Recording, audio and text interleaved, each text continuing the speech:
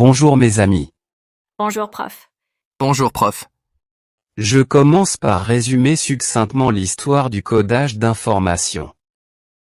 Cette histoire concerne le langage, l'écriture, le code Morse, premier code de transmission à distance, les codes numériques de l'alphabet, l'image et le son, et enfin la découverte du code génétique. L'histoire du codage d'informations est une longue évolution qui a permis de représenter, sauvegarder, et de transmettre à distance l'information de manière de plus en plus efficace et complexe. Les premières formes de codage sont apparues avec le langage et l'écriture. Le langage permet de coder la parole, des idées et des concepts à travers des sons, tandis que l'écriture offrait une représentation visuelle et durable de ces informations. Une étape cruciale dans le codage pour la transmission électrique à distance fut l'invention du code Morse au XIXe siècle. Ce système utilisait des combinaisons de points et de traits pour représenter les lettres de l'alphabet et les chiffres, permettant la communication télégraphique. En code Morse, le point ou le son, ti, représente une impulsion brève tandis que le trait ou le son, ta, est un signal long, et équivaut à 3 fois celle du point.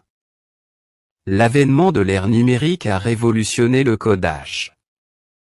Les codes numériques ont permis de représenter non seulement l'alphabet, comme l'ASCII et l'Unicode, mais aussi les images, à travers des pixels et des formats comme JPEG et PNG, le son, par l'échantillonnage et le format comme MP3, et la vidéo, à travers le format comme MP4, et tout cela sous forme de séquences binaires, 0 et 1. Cette numérisation a rendu possible le stockage, le traitement et la transmission de grandes quantités d'informations. Enfin, la découverte du code génétique au milieu du XXe siècle a révélé un système de codage biologique fondamental de la vie. L'ADN utilise un alphabet de 4 nucléotides, représentés par les lettres A, T, C, G, dont les séquences codent l'information nécessaire à la construction et au fonctionnement des organismes vivants. Ainsi, l'histoire du codage d'informations témoigne d'une progression constante vers des méthodes de représentation et de transmission de l'information de plus en plus sophistiquées, allant des formes linguistiques primitives au code numérique complexe, et jusqu'au codage de la vie elle-même par l'ADN. Voici l'explication d'un code numérique en utilisant une méthode simpliste de codage avec 5 bits. Un bit est le symbole binaire 0 ou 1. On peut coder les lettres A, B, C, E, G, H, I, L, M, N, O, P, R, S, T, U, par exemple ainsi. A avec 1, 0, 0, 0, 0. B avec 1, 0, 0, 0, 1. Jusqu'à T avec 1, 1, 1, 1, 0. Et U avec 1, 1, 1, 1, 1. Si on code les noms de ces catégories d'êtres vivants. Cellules, plantes, animal, oiseaux, humains, singes, bonobos, cancer. On obtient leurs expressions avec ce code simpliste en remplaçant les lettres dans les mots par leur code. Ce qui donne pour cellule, pour plante, pour animal, pour oiseau, pour humain, pour singe, pour bonobo, et enfin pour cancer. Dans le cas du code génétique, qui utilise les symboles ATCG, l'expression d'un gène, c'est comme lire correctement l'information dans une phrase à l'aide de la ponctuation. C'est comme dans cette phrase brute, condamné, exécuté, pas innocent, elle peut exprimer de 2 façons.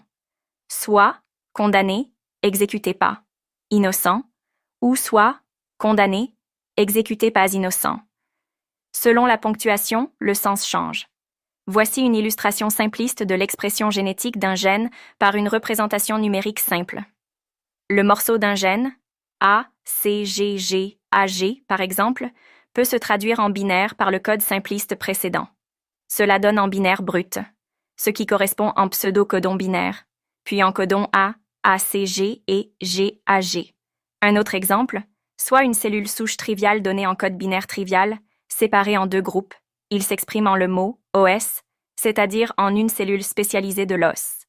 Une mutation dans un gène, dans une cellule, c'est le changement du code du gène à un placement donné, à cause d'une erreur due à un perturbateur ou à un virus par exemple, lors de la division cellulaire pendant la méiose, formation des gamètes, ou la mitose, division cellulaire normale en deux.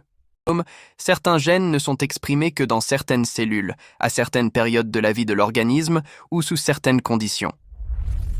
La régulation de l'expression génétique est donc le mécanisme fondamental permettant la différenciation cellulaire, cellules souches, cellules spécialisées, la morphogenèse et l'adaptabilité d'un organisme vivant à son environnement et son mode de vie. Par ailleurs, l'épigénétique est une couche de régulation au-dessus de ce code, qui contrôle quand, où et comment ces instructions sont utilisées, permettant une grande diversité de fonctions cellulaires et de réponses à l'environnement sans altérer l'information génétique de base.